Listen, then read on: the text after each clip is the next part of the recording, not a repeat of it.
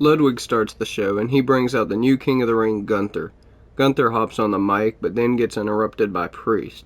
Then as Priest starts talking to Gunther, Drew interrupts. Priest tells Drew he's not looking past him, he just knows what's going to happen when he's done. Right as Priest and Drew was about to brawl, Braun Strowman walks down to the ring, then we get JD versus Strowman.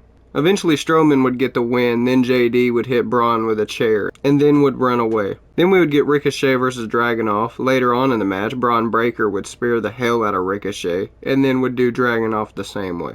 Then we would get a tag team match between AOP versus the Creed brothers. Eventually AOP would take the win. Sheamus comes out and sends a message to Ludwig that he's back, and then he goes looking for him. But Ludwig attacks Sheamus, and a brawl breaks out.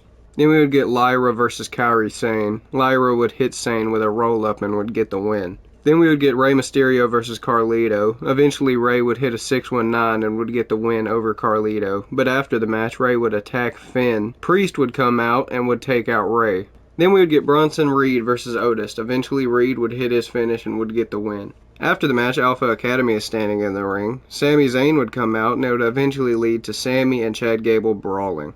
Then we would get the main event, Liv Morgan versus Becky Lynch in a steel cage for the Women's World Championship. Later on in the match, Dom comes out and opens the door and tells Becky to come on. Eventually, Liv would use that same door to win the match. Then Liv would kiss Dom. Raw was alright.